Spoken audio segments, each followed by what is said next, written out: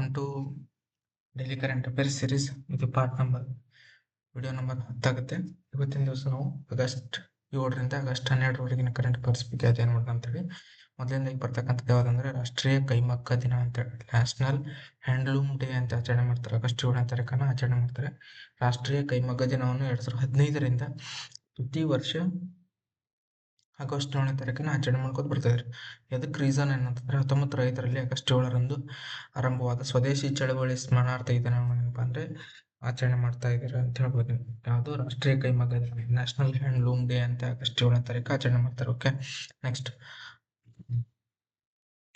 60ರಿಂದ 70 ವರ್ಷದ ಒಳಗಿನ ನಿವೃತ್ತ ಸರ್ಕಾರಿ ನೌಕರರ ಆರೋಗ್ಯ ಸೇವೆಯನ್ನು ಒದಗಿಸಲು ಕರ್ನಾಟಕ ಸರ್ಕಾರ ಸಂಧ್ಯಾ ಕಿರಣ ಯೋಜನೆ ಅಂತ ಒಂದು ಜಾರಿಗೊಳಿಸೈತಿ. ಅದು ಸಂಧ್ಯಾ ಕಿರಣ ಯೋಜನೆ ಅಂತೇಳಿ. ಈ ಯೋಜನೆ ಏನಂತಂದ್ರೆ ಈ ಯೋಜನೆ ಸೌಲಭ್ಯ ಪಡೆಯಲು ನಿವೃತ್ತ ನೌಕರರು ತಮ್ಮ ಪಿಂಚಣಿ 1.25% ಮೊತ್ತವನ್ನು ಪಾವತಿಸಿ ಮಾಡಿದ್ರೆ ಅದು ಒಂದು ವೇಳೆ ನೌಕರರು 70 ವರ್ಷದ ಒಳಗೆ ಮೃತರಾದರೆ ಅವರ ಕುಟುಂಬ ಪಡೆಯುವ ಪಿಂಚಣಿ ಮೊತ್ತ ಎಷ್ಟಪ್ಪ ಅಂದ್ರೆ 0.75 ಅನ್ನು ಪಾವತಿ ಮಾಡೋದ್ರ ಮುಖಾಂತರ ಏನಪ್ಪಾ ಅಂದ್ರೆ ಈ ಸಂಧ್ಯಾ ಕಿರಣ ಯೋಜನೆಯಲ್ಲಿ ಆರೋಗ್ಯ ಸೇವೆಯಲ್ಲಿ ಏನಪ್ಪಾ ಅಂದ್ರೆ ಸೌಲಭ್ಯವನ್ನು ಪಡಿಬಹುದು ಅಂತ ಹೇಳ್ಬೋದು. ಓಕೆ, ಬ್ರಹ್ಮ ಬುಕ್ ಫೌಂಡೇಶನ್ ನೀಡುವ 2026ನೇ ಸಾಲಿನ ಬ್ರಹ್ಮ ಬುಕ್ ಸಾಹಿತ್ಯ ಪ್ರಶಸ್ತಿಗೆ ತೆಲುಗು ಸಾಹಿತಿ ಮೊಹಮ್ಮದ್ ಖದೀರ್ ಬಾಬು ಅನ್ನೋರೇನಾದ್ರೆ ಆಯ್ಕೆಯಾಗಿದ್ರೆ ಈ ಪ್ರಶಸ್ತಿಯು 2 ಲಕ್ಷ ನಗದು ಮತ್ತು ಸ್ಮರಣಿಕೆಯನ್ನು ಒಳಗೊಂಡೈತಿ ಅಂತ ಹೇಳ್ಬೋದು. ಓಕೆ, ನೆಕ್ಸ್ಟ್ ಕೇಂದ್ರ ಸರ್ಕಾರ ಗೋ ಬರ್ಧನ್ ಯೋಜನೆ ಅಂತೇಳಿ. ಈ ಯೋಜನೆ 2026-27ರಿಂದ 2025-26ರಿಂದ 2035-36ರವರೆಗೆ ಏನಪ್ಪಾ ಅಂದ್ರೆ ಅನುಷ್ಠಾನಗೊಳಿಸಿದೆ ಅಂತ ಹೇಳಿ. ಓಕೆ, ದೇಶದಲ್ಲಿ ಜೈವಿಕ ಇಂಧನ ಉತ್ಪಾದನೆ ಹೆಚ್ಚಿಸುವುದು ಈ ಯೋಜನೆ ಮುಖ್ಯ ಉದ್ದೇಶವಾಗಿದ್ದು, ಈ ಯೋಜನೆಯು ಜೈವಿಕ ಅನಿಲದ ಉತ್ಪಾದನೆಯನ್ನು ಸುಮಾರು 10 ಪಟ್ಟು ಹೆಚ್ಚಿಸುವ ಗುರಿಯನ್ನು ಏನಪ್ಪಾ ಅಂದ್ರೆ ಸರ್ಕಾರ ಹೊಂದಿದೆ ಅಂತ ಹೇಳಿ. ನೆಕ್ಸ್ಟ್ ರಾಷ್ಟ್ರೀಯ ಜಾವಲಿನ್ ದಿನ ಅಂತೇಳಿ ಆಗಸ್ಟ್ 7ನೇ ತಾರೀಕು ಆಚರಣೆ ಮಾಡ್ತಾರೆ. ಯಾರು ರಾಷ್ಟ್ರೀಯ ಜಾವಲಿನ್ ದಿನ ಅಂತೇಳಿ ಆಗಸ್ಟ್ 7ನೇ ತಾರೀಕು ಆಚರಣೆ ಮಾಡ್ತಾರೆ. ಕಾರಣ ಏನಂದ್ರೆ 2021 ಟೋಕಿಯೋ ಒಲಿಂಪಿಕ್ ನಲ್ಲಿ ನೀರಜ್ ಚೋಪ್ರಾ ಅವರು ಜಾವಲಿನ್ ಎಸೆತದಲ್ಲಿ ಚಿನ್ನದ ಪದಕವನ್ನು ಪಡೆಯುವ ಮುಖಾಂತರ ಇತಿಹಾಸವನ್ನು ನಿರ್ಮಾಣ ಮಾಡಿದ್ರು. ಆ ಸವಿ ನೆನಪಿಗೋಸ್ಕರ ಏನಂದ್ರೆ ಆ ರಾಷ್ಟ್ರೀಯ ಜಾವಲಿನ್ ದಿನ ಅಂತ ಆಗಸ್ಟ್ 7ನೇ ತಾರೀಕು ಆಚರಣೆ ಮಾಡ್ತಾರೆ. ಇತ್ತೀಚೆಗೆ ನೀರಜ್ ಚೋಪ್ರಾ ಕಾಮನ್ವೆಲ್ತ್ ನಲ್ಲಿ ಬೆಳ್ಳಿಯನ್ನು ಗೆದ್ದಿದ್ರು, ನೆನ್ಪಿಟ್ಕೋರು ನೀವು. ನೆಕ್ಸ್ಟ್ ಓಕೆ, 13ನೇ ಬ್ರಿಕ್ಸ್ ಶಿಕ್ಷಣ ಸಚಿವರ ಸಭೆಯಲ್ಲಿ ನಡೆದೈತೆ ಅಂದ್ರೆ ಭುವನೇಶ್ವರ ನಡೆದೈತೆ. ಇವೆಲ್ಲ ಶಿಕ್ಷಣ ಸಭೆ, ಎಕನಾಮಿಕ್ ಸಂಬಂಧಪಟ್ಟಂಗೆ, ಇಂಡಸ್ಟ್ರಿಯಲ್ ಸಂಬಂಧಪಟ್ಟಂಗೆ ಇವೇನು ಸಭೆಗಳು ನಡೀತವೆ. ಕಾರಣ ಭಾರತದಲ್ಲಿ ಬೇರೆ ಬೇರೆ ನಗರಗಳಲ್ಲಿ ಯಾಕೆ ನಡೀತಾ ಇದೆ ಅಂತಂದ್ರೆ ಈ ವರ್ಷ ಹೋಸ್ಟಿಂಗ್ ನೇಷನ್ ಬಂದು ಭಾರತ ಇರೋದ್ರಿಂದ ಎಲ್ಲ ಸಭೆಗಳು ಭಾರತದಲ್ಲಿ ನಡೀತಾ ಇದಾವೆ ಅಂತೇಳಿ. ಓಕೆ, ಶ್ರೀನಗರವು ಯುನೆಸ್ಕೋ ಸೃಜನಶೀಲ ನಗರ, ಯುನೆಸ್ಕೋ ಕ್ರಿಯೇಟಿವ್ ಸಿಟಿ ಮತ್ತು ವಿಶ್ವ ಕರಕುಶಲ ನಗರ ಎಂಬ ಬಿರುದುಗಳನ್ನು ಪಡೆದೈತಿ ಅಂತ ಹೇಳಿ. ಅದು ಶ್ರೀನಗರ. ಓಕೆ, ಪ್ರಶಾಂತ್ ಮಹಾಪಾತ್ರ ರವರನ್ನ ಸೆಬಿಯ ಕಾರ್ಯನಿರ್ವಾಹಕ ನಿರ್ದೇಶಕರಾಗಿ ಏನಪ್ಪಾ ಅಂದ್ರೆ ಅಧಿಕಾರವನ್ನು ಸ್ವೀಕಾರ ಮಾಡಿದರು. Prashant Mahapatra security and exchange board of India SEBI ಇದು ಫುಲ್ ಫಾರ್ಮ್. ಇದು ಸ್ಥಾಪನೆಗೆ 1988 ಏಪ್ರಿಲ್ 12ರಂದು ಸ್ಥಾಪನೆ ಆಗುತ್ತೆ. ಆ ಟೈಮ್ನಲ್ಲಿ ಏನಪ್ಪಾ ಅಂದ್ರೆ ಇದು ಒಂದು ಶಾಸನಬದ್ಧ ಸಂಸ್ಥೆಯಾಗಿದ್ದು, ಶಾಸನಬದ್ಧವಲ್ಲದ ಒಂದು ಸಂಸ್ಥೆ ಆಗಿರುತ್ತೆ. ಅದನ್ನು 92ರಲ್ಲಿ ಏನಪ್ಪಾ ಅಂದ್ರೆ ಅದನ್ನ ಶಾಸನಬದ್ಧ ಸಂಸ್ಥೆಯಾಗಿ ಮಾಡ್ತಾರೆ. ಇದು ಏನ್ ಮಾಡ್ತದೆ, ಭಾರತದ ಬಂಡವಾಳ ಮಾರುಕಟ್ಟೆಯಲ್ಲಿ ನಿಯಂತ್ರಣ ಮಾಡುವುದು ಒಂದು ಮುಖ್ಯ ಸಂಸ್ಥೆಯಾಗಿದೆ. ಇದರ ಹೆಡ್ ಕ್ವಾರ್ಟರ್ ಬಂದು ಮುಂಬೈದಲ್ಲಿದೆ ಅಂತ. ಓಕೆ, ನೆಕ್ಸ್ಟ್ ಕೇಂದ್ರ ಸರ್ಕಾರದ Ullas understanding life long learning for all in society ಯೋಜನೆಯಡಿಯಲ್ಲಿ ಜಮ್ಮು ಕಾಶ್ಮೀರವನ್ನು ಅಧಿಕೃತವಾಗಿ ಸಂಪೂರ್ಣ ಸಾಕ್ಷರತಾ ಕೇಂದ್ರಾಡಳಿತ ಪ್ರದೇಶ ಅಂತೇಳಿ ಘೋಷಣೆ ಮಾಡಿದ್ದಾರೆ ಅಂತೇಳಿ. ಓಕೆ, ಏನು ಉಲ್ಲಾಸ್ ಮೀನಿಂಗ್ ಕೇಳ್ಬೋದು ನಿಮಗೆ. Understanding the life long learning for all in society ಅಂತೇಳಿ ಉಲ್ಲಾಸ್ ಫಾರ್ಮ್ ಇತ್ತೀಚೆಗೆ ಕೇಳಿದ್ರು ನೋಡ್ರಿ. ಉಲ್ಲಾಸ್ ಈ ಮೊನ್ನೆ ನಡೆದ ಪೊಲೀಸ್ ಎಕ್ಸಾಮ್ ನಲ್ಲಿ ಇದ್ರ ಬಗ್ಗೆ ಕೇಳಿದ್ದಾರೆ. ಓಕೆ, ಉಲ್ಲಾಸ್ ಯೋಜನೆಯಲ್ಲಿ ಸಂಪೂರ್ಣ ಕಾರ್ಯಾತ್ಮಕ ಸಾಕ್ಷರತೆ ಸಾಧಿಸಿದ ಮೊದಲ ಕೇಂದ್ರಾಡಳಿತ ಪ್ರದೇಶ ಲಡಾಖ್. ಇವಾಗ ಏನಂದ್ರೆ ಜಮ್ಮು ಕಾಶ್ಮೀರ ಘೋಷಣೆ ಆಗೈತಿ. ಈ ಯೋಜನೆಯಲ್ಲಿ ಸಂಪೂರ್ಣ ಸಾಕ್ಷರ ರಾಜ್ಯ ಎಂಬಂದು ಘೋಷಿಸಲ್ಪಟ್ಟ ಮೊದಲ ರಾಜ್ಯ ಬಂದು ಮಿಜೋರಾಂ ನೋಡ್ರಿ. ಓಕೆ, ನೆಕ್ಸ್ಟ್ 46ನೇ FIDE ಫಿಡೆ ಚೆಸ್ ಒಲಿಂಪಿಯಾಡ್ 2026 ಎಲ್ಲಿ ನಡೀತಾ ಇದೆ ಅಂದರೆ ಉಜ್ಬೇಕಿಸ್ತಾನದಲ್ಲಿ ಆಯೋಜನೆಗೊಂಡಿದೆ ಅಂತೇಳಿ. ಅದು 46ನೇ ಫಿಡೆ ಚೆಸ್ ಒಲಿಂಪಿಯಾಡ್ 2026 ಉಜ್ಬೇಕಿಸ್ತಾನ ನಡೆದಿದೆ.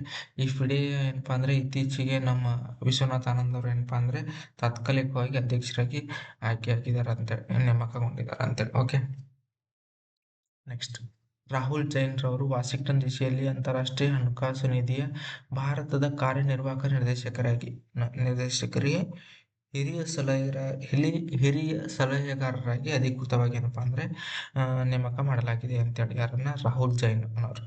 ಈ IMF ಅನ್ನೋದು ಎಲ್ಲಿ ಬರ್ತೈತೆ ಅಂದರೆ ಮುಖ್ಯ ಕಚೇರಿ ವಾಷಿಂಗ್ಟನ್ ಡಿಸಿಯಲ್ಲಿದೆ. ಇದು 1945 ಡಿಸೆಂಬರ್ 27 ಸ್ಥಾಪನೆ ಆಗುತ್ತೆ. ಇದನ್ನೇನಪ್ಪಾ ಅಂದ್ರೆ 44ರ ಬ್ರಿಟನ್ ವುಡ್ ಸಮ್ಮೇಳನದ ಒಪ್ಪಂದದ ಆಧಾರದ ಮೇಲೆ ಏನಪ್ಪಾ ಅಂದ್ರೆ ಇದನ್ನ ಸ್ಥಾಪನೆ ಮಾಡಲಾಗಿದೆ ಅಂತೇಳಿ.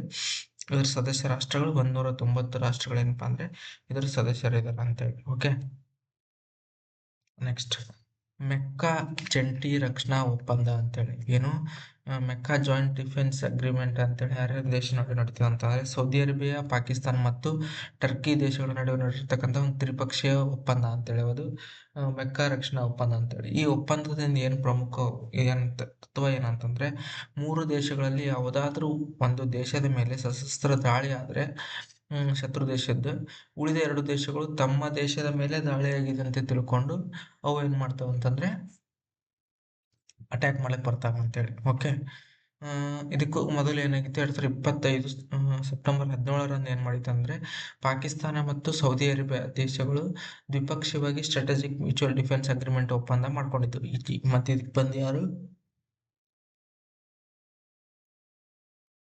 ಇದಕ್ಕೆ ಟರ್ಕಿ ಬಂದು ಸೇರ್ಪಡೆಗೊಳ್ಳುವುದ್ರ ಮುಖಾಂತರ ಏನಂದ್ರೆ ಇದು ತ್ರಿಪಕ್ಷೀಯ ಮೆಕ್ಕಾ ಜಾಯಿಂಟ್ ಡಿಫೆನ್ಸ್ ಅಗ್ರಿಮೆಂಟ್ ಅಂತ ಕರಿತಿದ್ದಾರೆ ಅಂತ. ಓಕೆ, ನೆಕ್ಸ್ಟ್ ಕರ್ನಾಟಕ ಹೈಕೋರ್ಟ್ಗೆ 6 ವಕೀಲರನ್ನ ಹೆಚ್ಚುವರಿ ಅಡಿಷನಲ್ ನ್ಯಾಯಾಧೀಶರಾಗಿ ಏನಪ್ಪಾ ಅಂದ್ರೆ ನೇಮಕ ಮಾಡಲಾಗಿದೆ ಅಂತೇಳಿ. ಓಕೆ, ಇವರು ಅಧಿಕಾರಾವಧಿ ಎಷ್ಟಿರ್ತೈತಿ ಅಂದ್ರೆ 2 ವರ್ಷಗಳ ಅಧಿಕಾರಾವಧಿಗೆ ನೇಮಕಗೊಳ್ತಾರೆ ಇವರು.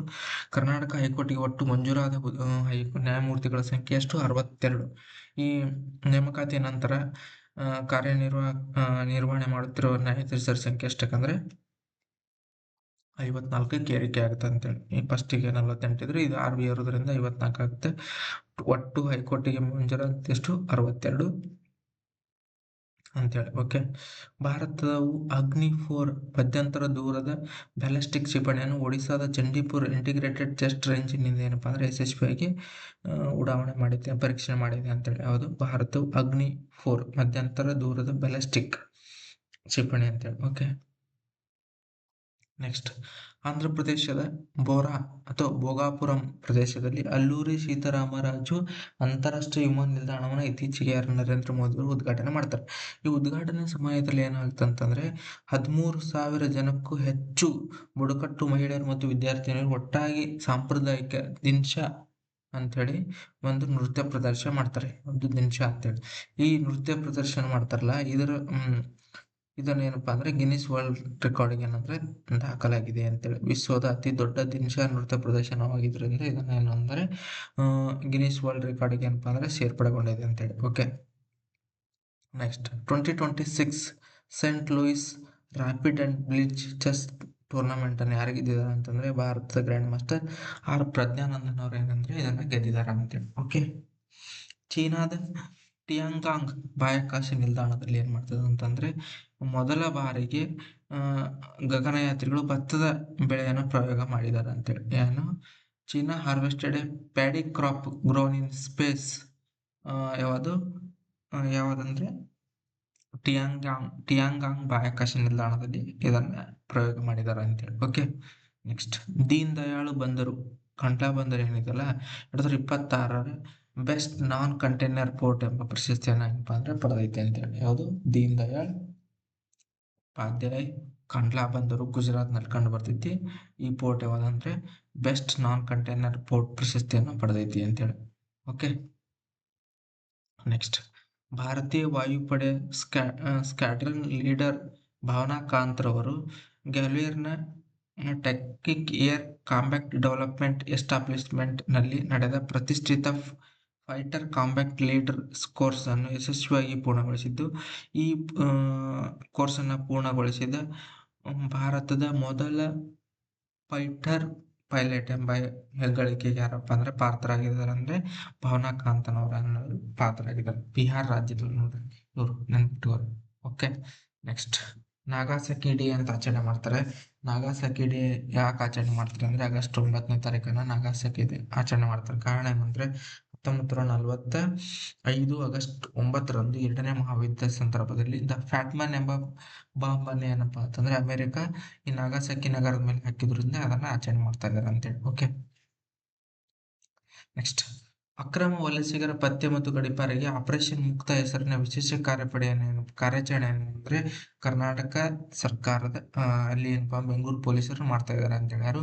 ಅಕ್ರಮ ವಲಸಿಗರ ಪತ್ತೆ ಮತ್ತು ಗಡೀಪಾರಿಗೆ ಆಪರೇಷನ್ ಮುಕ್ತ ಅಂತೇಳಿ. ಓಕೆ, ಜಂತು ಹುಳು ನಿವಾರಣಾ ದಿನವನ್ನು August 10ನೇ ತಾರೀಕು ಆಚರಣೆ ಮಾಡ್ತಾರೆ. ಅದು ಜಂತು ಹುಳು ನಿವಾರಣಾ ದಿನ ಅಂತೇಳಿ. ಇದು 19 ವರ್ಷದ ಒಳಗಿನ ಮಕ್ಕಳು ಮತ್ತು ಯುವ ಜನರಿಗೆ ಅಲ್ಬೆಂಡಜೋಲ್ ಎಂಬ ಮಾತ್ರೆಯನ್ನು ಸೇವಿಸಲು ಸರ್ಕಾರ ಏನಪ್ಪಾ ಅಂದ್ರೆ ಇದು ಮಾಡಿದೆ ಅಂತೇಳಿ. Okay, international day of world indigenous peoples ಅಂತೇಳಿ August 9ನೇ ತಾರೀಕು ಆಚರಣೆ ಮಾಡ್ತಾರೆ. ಥೀಮ್ ಏನಂತಂದ್ರೆ honouring indigenous midwives safeguarding life and wellbeing ಅಂತೇಳಿ. ಯಾವುದು? International day of world indigenous peoples August 9ನೇ ತಾರೀಕು ಆಚರಣೆ ಮಾಡ್ತಾರೆ. ಥೀಮ್ ಒಂದು honouring indigenous midwives and safety guard life and well doing ಅಂತೇಳಿ ವೆಲ್ ಬೀಯಿಂಗ್ ಅಂತೇಳಿ ಅದನ್ನು ಆಚರಣೆ ಮಾಡ್ತಾರೆ. ಅಂತಾರಾಷ್ಟ್ರೀಯ ಮೂಲ ನಿವಾಸಿಗಳ ದಿನವನ್ನು ವಿಶ್ವಸಂಸ್ಥೆಯು 1994ರಲ್ಲಿ ಘೋಷಿಸಿದ್ದು 95ರಿಂದ August 9ರವರೆಗೆ ಇದನ್ನು ಆಚರಣೆ ಮಾಡ್ತಾರೆ. ಇದನ್ನ August 9ನ್ನ ಆಚರಣೆ ಮಾಡ್ಕೊತ ಬರ್ತಾ ಇದ್ದಾರೆ. ಇದು 32ನೇ ಆಚರಣೆ ಅಂತೇಳಿ. ಯಾವುದು? International day of world indigenous peoples day ಅಂತ ಆಚರಣೆ ಮಾಡ್ತಾರೆ. ಓಕೆ, ಡೆನ್ಮಾರ್ಕ್ನ ರಾಜಕುಮಾರಿ ಇಸಾಬೆಲ್ಲಾ ರವರು ಡೆನ್ಮಾರ್ಕ್ ಸೇನೆಗೆ ಸೇರ್ಪಡೆಗೊಂಡಿದ್ದು ಇವರು ಮಿಲಿಟರಿಗೆ ಸೇರಿದ ಮೊದಲ ಡ್ಯಾನಿಶ್ ರಾಜಕುಮಾರಿ ಎಂಬ ರಾಜಮನೆತನದ ಮಹಿಳೆ ಏನಪ್ಪಾ ಅಂದ್ರೆ ಪಾತ್ರರಾಗಿದ್ದಾರೆ ಅಂತ. ಯಾರು? ಇಸಾಬೆಲ್ಲಾ ಅಂತೇಳಿ. ಓಕೆ, ನೆಕ್ಸ್ಟ್ ಇತ್ತೀಚೆಗೆ ಕರ್ನಾಟಕದಲ್ಲಿ ಬಿಡದಿ ಟೌನ್ಶಿಪ್ ಬಗ್ಗೆ ರೈತರ ಪ್ರತಿಭಟನೆ ನಡೀತಿದ್ದು ಕೆಲವೊಬ್ರು ಬೇಕಂತ ಪ್ರತಿಭಟನೆ ಮಾಡಿದ್ರೆ, ಕೆಲವೊಬ್ರು ಏನಪ್ಪಾ ಅಂದ್ರೆ ಬೇಡ ಅಂತ ಪ್ರತಿಭಟನೆ ಮಾಡಿದ್ದಾರೆ. ಇದ್ರ ಆಗುಹೋಗುಗಳನ್ನು ಏನಪ್ಪಾ ಅಂತಂದ್ರೆ ಅಧ್ಯಯನ ಮಾಡೋ ಸಂಬಂಧ ಕರ್ನಾಟಕ ಸರ್ಕಾರ ಗುಹಾನಾಥ್ ನರೇಂದ್ರ ಅವರ ನೇತೃತ್ವದಲ್ಲಿ ಒಂದು ಸಮಿತಿಯನ್ನ ರಚನೆ ಮಾಡಿತ್ತು. ಯಾರು? ಗುಹಾನಾಥ್ ನರೇಂದ್ರ ಅಂತೇಳಿ ಒಂದು ನೇತೃತ್ವದ ಸಮಿತಿ ರಚನೆ ಮಾಡಿದ್ದು. ಈ ಸಮಿತಿಯ ಶಿಫಾರಸಿನ ಮುಖಾಂತರ ನೆಕ್ಸ್ಟ್ ಸರ್ಕಾರ ಏನಂದ್ರೆ ತೀರ್ಮಾನ ಕೈಗೊಳ್ಳಲಿದೆ ಅಂತೇಳಿ. ಓಕೆ, ನೆಕ್ಸ್ಟ್ ಬೆಂಗಳೂರಿನ ಲಾಲ್ಬಾಗ್ನಲ್ಲಿ 220ನೇ ಆವೃತ್ತಿಯ ಸ್ವಾತಂತ್ರ್ಯೋತ್ಸವ ಫಲಪುಷ್ಪ ಪ್ರದರ್ಶನ 12 ದಿನಗಳ ಕಾಲ ನಡೆದಿದೆ. ಓಕೆ, ಇದರಲ್ಲಿ ಏನ್ ಮಾಡ್ತಾ ಇದಾರೆ ಅಂದ್ರೆ ಈ ವರ್ಷ 1200 ವರ್ಷಗಳಷ್ಟು ಹಳೆಯದಾದ ಪಂಚಲಿಂಗೇಶ್ವರ ದೇವಸ್ಥಾನದ ಸಮುಚ್ಚ 50 ಅಡಿ ಎತ್ತರದ ಪ್ರತಿಕೃತಿ, ಗಂಗರ ರಾಜಮನೆತನ ರಾಜರಾದ ಗಜಸೇನನ ಯುದ್ಧದ ದೃಶ್ಯ, ಶ್ರವಣಬೆಳಗೊಳದ ಬಾಹುಬಲಿ ಪ್ರತಿಮೆ, ತಲಕಾಡಿನ ದೇವಾಲಯದ ಪ್ರತಿಕೃತಿಗಳು ಏನಪ್ಪಾ ಅಂದ್ರೆ ಇಲ್ಲಿ ಪ್ರಮುಖವಾಗಿ ಆಕರ್ಷಣೀಯವಾಗಿವೆ ಅಂತ ಹೇಳಿ. ಓಕೆ,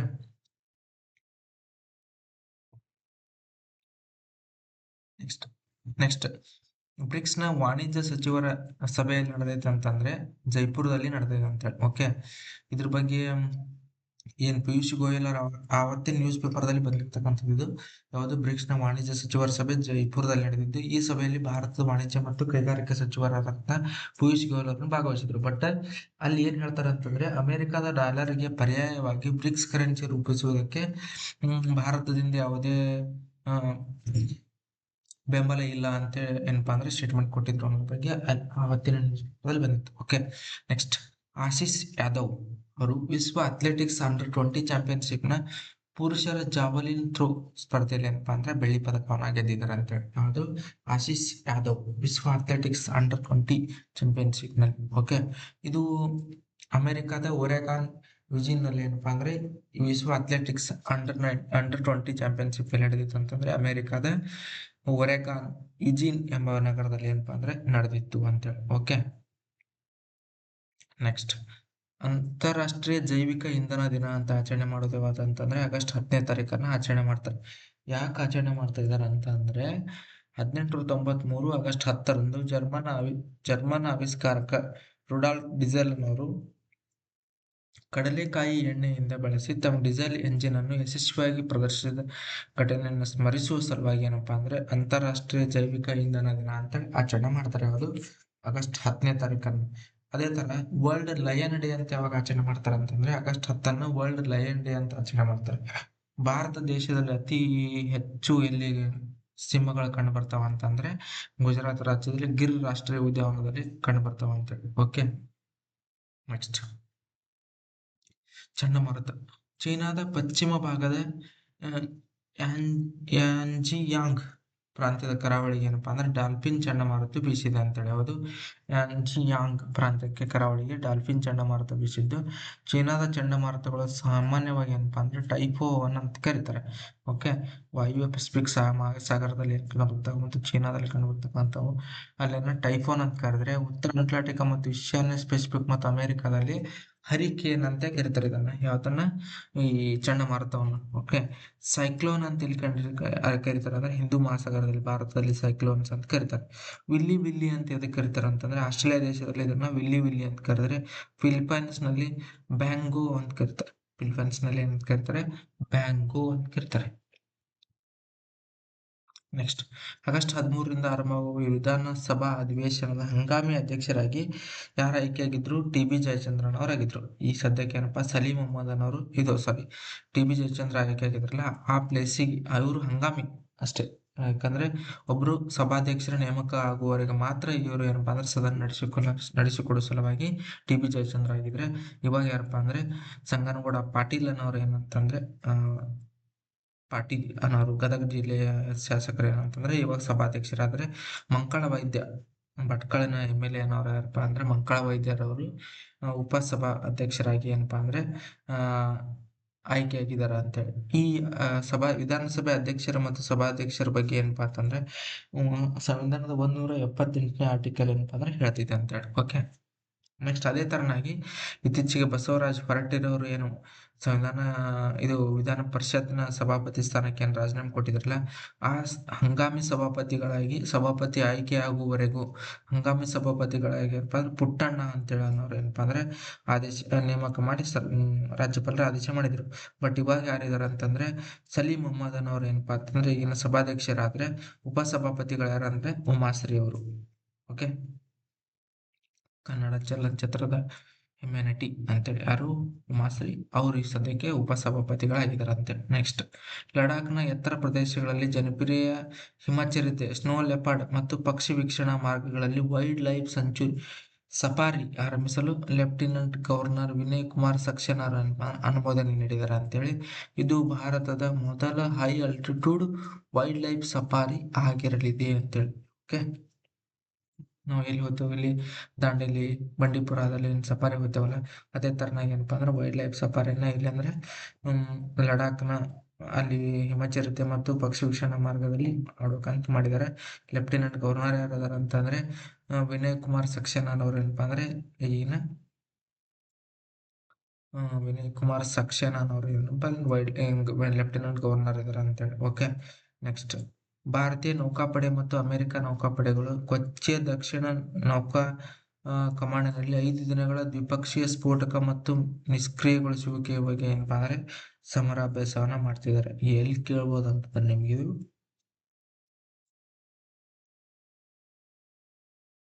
ಎಲ್ಲಿ ನಡೀತು ಅಂತ ಕೇಳ್ಬೋದು ನಿಮ್ಗೆ. ಕೊಚ್ಚಿಯ ದಕ್ಷಿಣ ನೌಕಾ ಕಮಾಂಡ್ನಲ್ಲಿ ಏನಪ್ಪಾ ಅಂದ್ರೆ ಇದು ನಡೆದಿದೆ ಅಂತ. ಓಕೆ, ನೆಕ್ಸ್ಟ್, ಆಗಸ್ಟ್ 15 ಏನಪ್ಪಾ ಅಂತಂದ್ರೆ ಸ್ವತಂತ್ರೋತ್ಸವದ ಅಂಗವಾಗಿ ಕೆಂಪು ಕೋಟೆಯಲ್ಲಿ ಮೊದಲ ಬಾರಿಗೆ ವಂದೇ ಮಾತರಂ ಹಾಡುವ ಮೂಲಕ ರಾಷ್ಟ್ರೀಯ ಗೀತೆಗೆ ವಿಶೇಷ ಗೌರವವನ್ನು ಸಲ್ಲಿಸಲು ಕೇಂದ್ರ ಸರ್ಕಾರ ನಿರ್ಧಾರ ಮಾಡಿದೆ ಅಂತೇಳಿ. ಏನಿದೆ ಇದರ ವಂದೇ ಮಾತರಂ ಏನ್ ಹಾಡು ಆದ ನಂತರನೇ ಕೆಂಪು ಕೋಟೆಯ ಮೇಲೆ ಏನಂದ್ರೆ ಪ್ರಧಾನಿ ನರೇಂದ್ರ ಮೋದಿ ಅವರು ಧ್ವಜಾರೋಹಣ ಮಾಡಿದ್ರು ಅಂತೇಳಿ. ಓಕೆ, ನೆಕ್ಸ್ಟ್, ರಾಜ್ಯ ಸರ್ಕಾರ ಆಂಧ್ರ ಕರ್ನಾಟಕ ರಾಜ್ಯ ಸರ್ಕಾರ ಮತ್ತು ರಾಷ್ಟ್ರೀಯ ಮಹಿಳಾ ಆಯೋಗದ ಜಂಟಿ ಸಹಯೋಗದಲ್ಲಿ ತೇರೆ ಮೇರೆ ಸಪ್ನೆ ಕೂಡಿ ಬಾಳೋಣ ವಿವಾಹ ಪೂರ್ವ ಸಮ್ಮಾನ ಯೋಜನೆ ಏನಪ್ಪಾ ಅಂದ್ರೆ ಜಾರಿಗೆ ತಂದಿದೆ ಅಂತೇಳಿ. ಓಕೆ, ಇದನ್ನ ಎಲ್ಲಿ ತೊಂಬರ್ತಾರ ಅಂತಂದ್ರೆ ರಾಜ್ಯದಲ್ಲಿ 178 ಸಾಂತ್ವನ ಕೇಂದ್ರ ಅಂತಿದ್ದಾವೆ. ಆ ಸಾಂತ್ವನ ಕೇಂದ್ರದ ಮುಖಾಂತರ ಏನಪ್ಪಾ ಅಂದ್ರೆ ಇದನ್ನ ಜಾರಿಗೊಳಿಸಲು ನಿರ್ಧಾರ ಮಾಡಿದೆ ಅಂತ ಹೇಳಿ. ಓಕೆ, ಮತ್ತ ರಾಷ್ಟ್ರೀಯ ಮಹಿಳಾ ಆಯೋಗದ ಪ್ರಸ್ತುತ ಅಧ್ಯಕ್ಷರು ಯಾರಂದ್ರೆ ವಿಜಯ್ ರಹಾತ್ಕರ್ ಅನ್ನೋರು ಏನು ಅಂದ್ರೆ ಇದಾರೆ. ಕರ್ನಾಟಕ ಮಹಿಳಾ ಆಯೋಗದ ಪ್ರಸ್ತುತ ಅಧ್ಯಕ್ಷರು ನಾಗಲಕ್ಷ್ಮಿ ಚೌಧರಿ ಅನ್ನೋರು ಅದಾರೆ. ಓಕೆ, ಆಕ್ಟಿವಿಸ್ಟ್ ಅಂದ್ರೆ ಫುಲ್ ಆಕ್ಟಿವ್ ಮೇಡಮ್ ಅವರು. ಯಾರು? ನಾಗಲಕ್ಷ್ಮಿ ಚೌಧರಿ ಮೇಡಮ್ ಅವರು.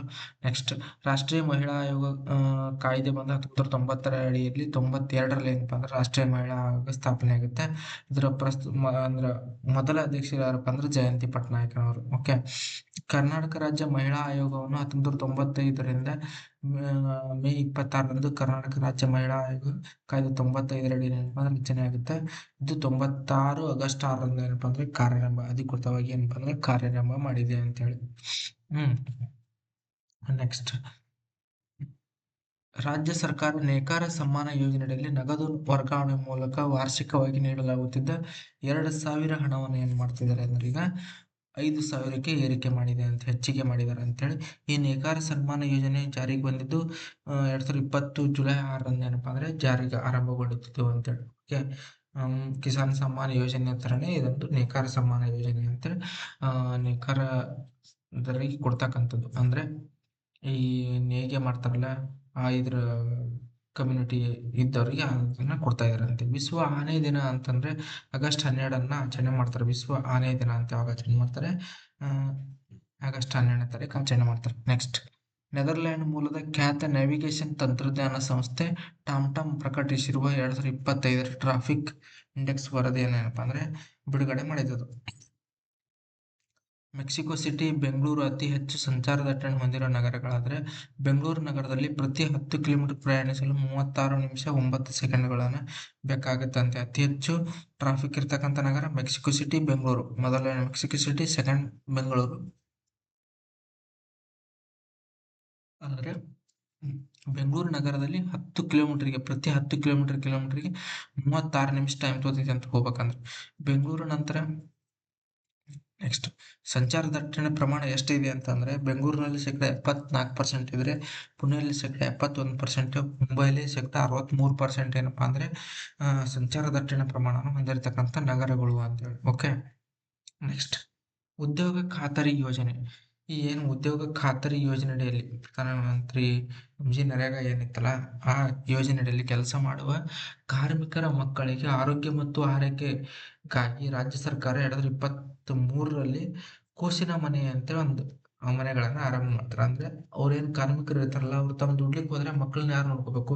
ಅವ್ರು ನೋಡ್ಕೋಸಲಂದ್ರೆ ಒಂದು ಕೂಸಿನ ಮನೆ ಅಂತೇಳಿ ಒಂದು ಇದನ್ನ ಕಾನ್ಸೆಪ್ಟ್ ಅನ್ನ ಆರಂಭ ಮಾಡ್ತೈತಿ. ಬಟ್ ಇತ್ತೀಚೆಗೆ ಏನಾಗ್ತಾ ಇದೆ ಅಂತಂದ್ರೆ ಅವನು ಸರಿಯಾಗಿ ಕಾರ್ಯನಿರ್ವಹಿಸ್ತಿಲ್ಲ ಅಂತ ಹೇಳಿ ಇದು ಬಂದಿತ್ತು. ಓಕೆ, ಕಾರ್ಮಿಕ ಮಹಿಳೆಯರು 6 ತಿಂಗಳಿಂದ 3 ವರ್ಷದ ಒಳಗಿನ ಮಕ್ಕಳನ್ನು ಏನಪ್ಪಾ ಅಂದ್ರೆ ಈ ಕೂಸಿನ ಮನೆಯಲ್ಲಿ ಬಿಟ್ಟು ತಮ್ಮ ಕೆಲಸಕ್ಕೆ ಹೋಗಬಹುದಾಗಿತ್ತು ಅಂತೇಳಿ. ಓಕೆ, ನೆಕ್ಸ್ಟ್, ಅಪರೂಪದ ಬಿಳಿ ನವಿಲು ಸೇರಿದಂತೆ 5 ನವಿಲುಗಳನ್ನ ಜಿನೇವಾದ ವಿಶ್ವ ಸಂಸ್ಥೆ ಕಚೇರಿಗೆ ಭಾರತ ದಾನವಾಗಿ ನೀಡಿದೆ ಅಂತೇಳಿ. ಯಾವುದು?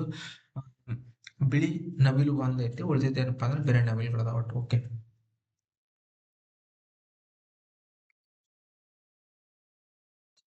ಈ ದಾನವನ್ನು ನೀಡಿರುವುದು ನವಿಲುಗಳನ್ನು ಜಿನೇವಾದ ಹರಿಯಾಣ ಉದ್ಯಾನವನದಲ್ಲಿ ಏನಪ್ಪಾ ಅಂದ್ರೆ ಬಿಡ್ತಾರೆ. ಫಸ್ಟ್ 3 ತಿಂಗಳು ಏನ್ ಮಾಡ್ತಾ ಇದಾರೆ ಅಂತಂದ್ರೆ ಅವಕ್ಕ ಒಂದ್ ಇದರಲ್ಲಿ ಇಲ್ಲಿ ವಾತಾವರಣಕ್ಕೆ ಸಂಬಂಧಪಟ್ಟಂಗೆ ಇಟ್ಟು ಆಮೇಲೆ ಏನಪ್ಪಾ ಅಂದ್ರೆ ಜಿನೇವಾದ ಹರಿಯಾಣ ಉದ್ಯಾನವನಕ್ಕೆ ಏನಪ್ಪಾ ಅಂದ್ರೆ ಬಿಡ್ತಾ ಇದಾರೆ. 1981ರಲ್ಲಿ ಇಂದಿರಾ ಗಾಂಧಿ ಅವರು ದೆಹಲಿ ಮೃಗಾಲಯದಲ್ಲಿದ್ದ ಒಂದು ಗಂಡು ಮತ್ತು ಹೆಣ್ಣು ನವಿಲುಗಳನ್ನ ಉಡುಗೊರೆಯಾಗಿ ಮೊದಲ ಬಾರಿ ನೀಡಿದ್ರು ಅಂತೇಳಿ. ಓಕೆ, ನೆಕ್ಸ್ಟ್, ಪ್ರಧಾನಿ ನರೇಂದ್ರ ಮೋದಿಯವರು ಐಐಟಿ ದೆಹಲಿಯಲ್ಲಿ ಎಐ ಆಧಾರಿತ ಸೂಪರ್ ಕಂಪ್ಯೂಟರ್ ಪರಂ ಅಂತ ಅಂದ್ರೆ ಉದ್ಘಾಟನೆ ಮಾಡಿದಾರ ಅಂತೇಳಿ. ಯಾವುದು? ಪರಂ ಜ್ಞಾನ ಅಂತೇಳಿ. Okay, next, Indian physicist Deepak Dhar has been awarded ICTP Derrick Medal 2026 ಅಂತಾರೆ. ಅವ್ರೊಬ್ರಿಗೆ ಕೊಟ್ಟಿಲ್ಲ, ಅದ್ರ ಜೋಡಿ ಮತ್ತೆ ಅವ್ರ ಜೋಡಿ ಕೊಲಾಬ್ರೇಷನ್ ಅದಾರ ಬೇರೆ ಬೇರೆ ಜನ. ಓಕೆ, ಇದನ್ನ ನೆನ್ಪಿಟ್ಕೋರಿ ನೀವು ಯಾರು? ದೀಪಕ್ ಧಾರ್ ಅಂತೇಳಿ. ಓಕೆ, ನೆಕ್ಸ್ಟ್, ಈ ICTP Derrick Medal awarded by the Abdul Kalam international centre for theoretical physics in Italy. ಈ ಸಂಸ್ಥೆದವ್ರು ಏನಪ್ಪಾ ಅಂದ್ರೆ ಈ ಅವಾರ್ಡನ್ನ ಕೊಡ್ತಾರೆ. 1985ರಲ್ಲಿ ಇದನ್ನ ಸ್ಥಾಪನೆ ಮಾಡ್ತಾರೆ. ನೆಕ್ಸ್ಟ್, ಪ್ರತಿ ವರ್ಷ ಆಗಸ್ಟ್ 8ನೇ ತಾರೀಕನ್ನ ಇದನ್ನ ಆಚರಣೆ ಮಾಡ್ಕೊಂಡು ಬರ್ತಾ ಇದ್ದಾರೆ. ಯಾಕಂತಂದ್ರೆ birth anniversary of the renowned therapist theoretical scientist Paul Dirac ಅವ್ರ ನೆನಪಿಗೋಸ್ಕರ ಇದನ್ನ ಆಚರಣೆ ಮಾಡ್ತಾ ಇದಾರೆ ಅಂತೇಳಿ. India will host the first Global South film festival ಏನಪ್ಪಾ ಅಂದ್ರೆ 2027 ಹೋಸ್ಟ್ ಮಾಡ್ತಾ ಇದಾರೆ ಅಂತೇಳಿ. ನೆಕ್ಸ್ಟ್, ವಿದೇಶಿ ದೇಣಿಗೆ ನಿಯಂತ್ರಣ ತಿದ್ದುಪಡಿ ಕಾಯ್ದೆ. ಬಟ್ ಇದೇನಪ್ಪಾ ಅಂದ್ರೆ ಸಂಸತ್ನಲ್ಲಿ ಒಪ್ಪಿಗೆ ಪಡ್ಕೊಂಡಿಲ್ಲ. ಇದು ಜಂಟಿ ಸಂಧಾನ ಸಮಿತಿಗೆ ಏನಪ್ಪಾ ಅಂದ್ರೆ ವಹಿಸಿಕೊಟ್ಟಿದ್ದಾರೆ. ಅಲ್ಲಿ ನಿರ್ಣಯಗಳನ್ನ ಆದ ನಂತರ ನೆಕ್ಸ್ಟ್ ಮುಂದಿನ ಅಧಿವೇಶನದಲ್ಲಿ ಈ ಕಾಯ್ದೆ ಆ, ಒಪ್ಪಿಗೆ ಪಡಿಬಹುದು. ಇಲ್ಲಿವರೆಗೆ ಯಾವುದೇ ಅದರ ತಿದ್ದುಪಡಿ ಅದ್ರ ಬಗ್ಗೆ ಒಪ್ಪಂದವನ್ನ ಇದು ತಿದ್ದುಪಡಿ ಆಗಿಲ್ಲ ಅಂತ ನೆನ್ಪಿಟ್ಕೊರಿ. ಓಕೆ, ಇದನ್ನ ವಿದೇಶಿ ದೇಣಿಗೆ ನಿಯಂತ್ರಣ ಕಾಯ್ದೆ ಏನಿದೆಯಲ್ಲ, FCRA, ಮೊದಲ ಬಾರಿಗೆ 1976ರಲ್ಲಿ ಇಂದಿರಾ ಗಾಂಧಿ ಅವರು ಎಮರ್ಜೆನ್ಸಿ ಟೈಮಲ್ಲಿ ತೊಗೊಂಬರ್ತಾರೆ. ನೆಕ್ಸ್ಟ್ ಇದೆ 84, 2010, 2022, 24 ಕೆಲವು ತಿದ್ದುಪಡಿಗಳನ್ನು ಮಾಡ್ಕೊಂಡು ಬಂದಿದ್ದಾರೆ ಅಂತ. ಇತ್ತೀಚೆಗೆ ಒಂದು ಮೇಜರ್ ತಿದ್ದುಪಡಿ ಮಾಡ್ತಿದ್ದಾರೆ, ಬಟ್ ಇದಕ್ಕೆ ಅಪೋಸಿಷನ್ ಪಾರ್ಟಿಗಳು ಅಪೋಸ್ ಮಾಡ್ತಿದ್ದಾವೆ. ಅಲ್ಪಸಂಖ್ಯಾತರ ಮೇಲೆ ಸರ್ಕಾರ ದಬ್ಬಾಳಿಕೆ ಮಾಡ್ತಿದೆ ಅಂತ ಹೇಳ್ತಾ ಇದ್ದಾರೆ. ಓಕೆ, ನೆಕ್ಸ್ಟ್ ಗ್ರಂಥಪಾಲಕರ ದಿನ ಅಂತ ಆಗಸ್ಟ್ 12ನೇ ತಾರೀಕು ಆಚರಣೆ ಮಾಡ್ತಿರೋದು ಗ್ರಂಥಪಾಲಕರ ದಿನ ಅಂತೆ. ಭಾರತದಲ್ಲಿ ಈ ದಿನವನ್ನು ವಿಶೇಷವಾಗಿ ಡಾಕ್ಟರ್ ರಂಗನಾಥನ್ ಅವರ ಜನ್ಮದಿನದ ಸ್ಮರಣಾರ್ಥವಾಗಿ ಏನಂದ್ರೆ ಇದನ್ನ ಆಚರಣೆ ಮಾಡ್ತಾ ಇದ್ದಾರೆ ಅಂತೇಳಿ. ಓಕೆ, ಕರ್ನಾಟಕ ಸರ್ಕಾರ 2007ರಿಂದ ಆಗಸ್ಟ್ 12ರಂದು ಗ್ರಂಥಪಾಲಕರ ದಿನವನ್ನು ಆಚರಣೆ ಮಾಡಲು ನಿರ್ಧಾರ ಮಾಡಿದೆ ಅಂತೇಳಿ. ನೆಕ್ಸ್ಟ್ ಇಂಟರ್ನ್ಯಾಷನಲ್ ಯೂತ್ ಡೇ ಅಂತೇಳಿ ಆಗಸ್ಟ್ 12ನೇ ತಾರೀಕು ಆಚರಣೆ ಮಾಡ್ತಾರೆ. ಇಂಟರ್ನ್ಯಾಷನಲ್ ಯೂತ್ ಡೇ ಅಂತೇಳಿ ಆಚರಣೆ ಮಾಡ್ತಾರೆ. ಥೀಮ್ ಬಂದು ಡಿಫ್ರೆಂಟ್ ಕಾಂಟೆಸ್ಟ್ ಕಾಮನ್ ಆಸ್ಪಿರೆನ್ಸ್, ಅಂದ್ರೆ ವಿಭಿನ್ನ ಸಂದರ್ಭಗಳು ಸಾಮಾನ್ಯ ಆಶಯಗಳು ಎಂಬ ಥೀಮ್ ನಡಿಲೇನೆ ಇದನ್ನ ಆಚರಣೆ ಮಾಡ್ತಾ ಇದ್ದಾರೆ. ಮೊದಲ ಬಾರಿಗೆ 2000ರಲ್ಲಿ ಆಚರಣೆ ಮಾಡ್ತಾರೆ. 1999ರಲ್ಲಿ ವಿಶ್ವಸಂಸ್ಥೆ ಒಂದು ನಿರ್ಣಯ ಕೈಗೊಳ್ತೈತಿ. ಆ ನಿರ್ಣಯದ ನಂತರ 2000ದಿಂದ ಇದನ್ನು ಆಚರಣೆ ಮಾಡ್ತಾ ಇದ್ದಾರೆ ಅಂತೇಳಿ. ಭಾರತದ ರಾಷ್ಟ್ರೀಯ ಯುವ ದಿನವನ್ನ ಜನವರಿ 12ನೇ ತಾರೀಕು ಆಚರಣೆ ಮಾಡ್ತಾರೆ. ಸ್ವಾಮಿ ವಿವೇಕಾನಂದರ ಜನ್ಮದಿನ ಸ್ಮರಣಾರ್ಥವಾಗಿ ಆಚರಣೆ ಮಾಡ್ತಾರೆ. ಇದನ್ನ 1985ರಿಂದ ಆಚರಣೆ ಮಾಡ್ಕೊಂಡು ಬರ್ತಾ ಇದ್ದಾರೆ ಅಂತೇಳಿ. ನೆಕ್ಸ್ಟ್ ಕೇರಳ ರಾಜ್ಯ ಹೆಸರನ್ನ ಏನಪ್ಪಾ ಅಂದ್ರೆ ಕೇರಳಂ ಅಂತೇಳಿ ಬದಲಾಯಿಸಲು ಕೇರಳ ಅಲ್ಟರ್ನೇಷನ್ ನಿಯಮ ಬಿಲ್ 2026 ಅಂತೇಳಿ ಲೋಕಸಭೆಯಲ್ಲಿ ಏನಪ್ಪಾ ಅಂದ್ರೆ ಅಂಗೀಕಾರಗೊಂಡೈತಿ. ಬಟ್ ಇತ್ತೀಚೆಗೆ ಏನಪ್ಪಾ ಅಂತಂದ್ರೆ ಇವರು ಅದಕ್ಕೆ ರಾಷ್ಟ್ರಪತಿಗಳು ಅದಕ್ಕೆ ಅಂಗೀಕಾರ ಹಾಕೋದ್ರಿಂದ ನೆಕ್ಸ್ಟ್ ಏನಪ್ಪಾ ಅಂದ್ರೆ ಕೇರಳಂ ಅಂತ ಕರಿಬೇಕು ಅದಕ್ಕೆ. ನೆಕ್ಸ್ಟ್ ಮಾಜಿ ರಾಷ್ಟ್ರಪತಿ ರಾಮನಾಥ್ ಕೋವಿಂದ್ ಅವರು Triumph the Indian republic, my life my struggles ಏನಪ್ಪಾ ಅಂದ್ರೆ ಆತ್ಮಕಥೆಯನ್ನು ಬಿಡುಗಡೆ ಮಾಡಿದ್ದಾರೆ. ಯಾರು ಬಿಡುಗಡೆ ಮಾಡಿದ್ರು? ನರೇಂದ್ರ ಮೋದಿ ಅವರು ಇದನ್ನ ಬಿಡುಗಡೆ ಮಾಡಿದ್ದಾರೆ ಅಂತೇಳಿ. ನೆಕ್ಸ್ಟ್ ಇವರು ರಾಮನಾಥ್ ಕೋವಿಂದ್ ಅವರು ಭಾರತದ 14ನೇ ರಾಷ್ಟ್ರಪತಿಗಳಾಗಿದ್ದು 2017ರಿಂದ ಏನಂದ್ರೆ 2022ರವರೆಗೆ ಸೇವೆಯನ್ನು ಸಲ್ಲಿಸಿದ್ರು. ಇವರು ಆದ್ಮೇಲೆ ಬಂದವರು ಯಾರಂತಂದ್ರೆ ದ್ರೌಪದಿ ಮುರ್ಮು ಅವರು ಬರ್ತಾರೆ. ನೆಕ್ಸ್ಟ್ ಪ್ರಧಾನಮಂತ್ರಿ ಭಾರತೀಯ ಜನೌಷಧಿ ಪರಿಯೋಜನೆಯಡಿಯಲ್ಲಿ 2026 ಜೂನ್ 30ರವರೆಗಿನ ದೇಶಾದ್ಯಂತ 20,149 ಜನೌಷಧಿ ಕೇಂದ್ರಗಳನ್ನು ತೆರೆಯಲಾಗಿತ್ತು ಅಂತ ಕೇಂದ್ರ ಸರ್ಕಾರ ಹೇಳೈತಿ. ಬಟ್ ಕರ್ನಾಟಕದಲ್ಲಿ 1720 ಜನೌಷಧಿ ಕೇಂದ್ರಗಳನ್ನು ತೆರೆಯಲಾಗಿದ್ದು, ಪ್ರಧಾನಮಂತ್ರಿ ಭಾರತೀಯ ಜನೌಷಧಿ ಪರಿಯೋಜನೆ ಏನಪ್ಪಾ ಅಂದ್ರೆ 2008ರಲ್ಲಿ ಫಸ್ಟ್ ಆರಂಭ ಆಗುತ್ತಿದ್ದು, ಪ್ರಧಾನಮಂತ್ರಿ ಜನೌಷಧಿ ಪರಿಯೋಜನೆ ಅಂಗವಾಗಿ ಮಾರ್ಚ್ 7ನೇ ತಾರೀಕನ್ನ ಏನಪ್ಪಾ ಅಂದ್ರೆ ಜನೌಷಧಿ ದಿವಸ ಅಂತೇಳಿ ಆಚರಣೆ ಮಾಡ್ಕೊಂಡು ಬರ್ತಾ ಇದ್ರು. ನೆಕ್ಸ್ಟ್ ವರ್ಲ್ಡ್ ಎಕನಾಮಿಕ್ ಔಟ್ಲುಕ್ ವರದಿಯನ್ನು ಯಾರು ಬಿಡುಗಡೆ ಮಾಡ್ತಾರೆ ಅಂತಂದ್ರೆ IMF ಬಿಡುಗಡೆ ಮಾಡುತ್ತೆ. ಇಲ್ಲಿ ಏನ್ ನೆನ್ಪಿಟ್ಕೋಬೇಕಂತಂದ್ರೆ 2025-26ನೇ ಸಾಲಿನ ಹಣಕಾಸು ವರ್ಷದಲ್ಲಿ ಭಾರತದ ಆರ್ಥಿಕತೆಯು ವರ್ಲ್ಡ್ ಎಕನಾಮಿಕ್ ಫೋರಂ ಏನ್ ಬಿಡುಗಡೆ ಮಾಡುತ್ತಂತಂದ್ರೆ ವರ್ಲ್ಡ್ ಎಕನಾಮಿಕ್ ಔಟ್ಲುಕ್ ವರದಿಯನ್ನು IMF ದವರು ಬಿಡುಗಡೆ ಮಾಡ್ತಾರೆ. ಓಕೆ, ಇದನ್ನ ನೆನ್ಪಿಟ್ಕೋರಿ. ನೆಕ್ಸ್ಟ್ ಕೇಂದ್ರ ಸರ್ಕಾರ 7 PM ಮಿತ್ರ ಪ್ರಧಾನಮಂತ್ರಿ mega integrated textile region and apparel ಪಾರ್ಕ್ಗಳನ್ನು ಸ್ಥಾಪನೆ ಮಾಡಲು ನಿರ್ಧಾರ ಮಾಡಿತ್ತು. ಅವು ಯಾವುವು ಅಂತಂದ್ರೆ ನೆನಪಿಟ್ಕೋಬೇಕಾಗಿರ್ತಕ್ಕಂಥದ್ದು ತಮಿಳುನಾಡಿನ ವಿದುರನಗರ, ತೆಲಂಗಾಣದ ವರಂಗಲ್, ಗುಜರಾತ್ನ ನವಸಾರಿ, ಕರ್ನಾಟಕದ ಕಲಬುರಗಿ, ಮಧ್ಯಪ್ರದೇಶದ ಧಾರ, ಉತ್ತರ ಪ್ರದೇಶದ ಲಖನೌ, ಮಹಾರಾಷ್ಟ್ರದ ಅಮರಾವತಿ. ಯಾವ? ತಮಿಳುನಾಡಿನ ವಿದುರನಗರ, ತೆಲಂಗಾಣದ ವರಂಗಲ್, ಗುಜರಾತ್ನ ನವಸಾರಿ, ಕರ್ನಾಟಕದ ಕಲಬುರಗಿ, ಮಧ್ಯಪ್ರದೇಶದ ಧಾರ, ಉತ್ತರ ಪ್ರದೇಶದ ಲಖನೌ, ಮಹಾರಾಷ್ಟ್ರದ ಅಮರಾವತಿ ಅಂತೇಳಿ 7 PM ಮಿತ್ರ ಪಾರ್ಕ್ಗಳನ್ನ ಏನಪ್ಪಾ ಅಂದ್ರೆ ಸ್ಥಾಪನೆ ಮಾಡ್ತಾ ಇದ್ದಾರೆ ಅಂತೇಳಿ. ನೆಕ್ಸ್ಟ್ 2026ರ ಹಾಕಿ ವಿಶ್ವಕಪ್ ಎಲ್ಲಿ ನಡೀತಾ ಇದೆ ಅಂದ್ರೆ ನೆದರ್ಲ್ಯಾಂಡ್ ಮತ್ತು ಬೆಲ್ಜಿಯಂ ದೇಶಗಳು ಜಂಟಿಯಾಗಿ ಇದನ್ನ ಹೋಸ್ಟ್ ಮಾಡ್ತಾ ಇದ್ದಾರೆ. ಇದು ಎಷ್ಟನೇ ಆವೃತ್ತಿ? 16ನೇ ಆವೃತ್ತಿ. ಮೊದಲ ಮಹಿಳಾ ಹಾಕಿ ವಿಶ್ವಕಪ್ 1974ರಲ್ಲಿ ಫ್ರಾನ್ಸ್ನ ಮಾಂಡೇಲಿ ಇಲ್ಲೇ ನಡಿತೈತಿ. ಅದು ಉದ್ಘಾಟನೆ ಆವೃತ್ತಿ ಆಗಿದ್ದು ನೆದರ್ಲ್ಯಾಂಡ್ ಅವಾಗ ಚಾಂಪಿಯನ್ ಆಗಿರ್ತೈತಿ. ನೆಕ್ಸ್ಟ್ ಈ ವರ್ಷ ನಮ್ದು ಪುರುಷರದ್ದು ಬಂದು ಏನಪ್ಪಾ ಅಂತಂದ್ರೆ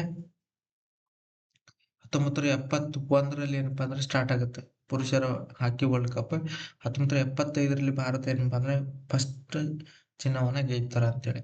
71ರಲ್ಲಿ ಭಾರತ ಕಂಚು ಗೆದ್ದಿದೆ, 73ರಲ್ಲಿ ಬೆಳ್ಳಿ ಗೆದ್ದಿತೈತಿ, 75ರಲ್ಲಿ ಏನಪ್ಪಾ ಅಂದ್ರೆ ಪ್ರಶಸ್ತಿಯನ್ನ ಗೆದ್ದಿತೈತಿ ಅಂತೇಳಿ.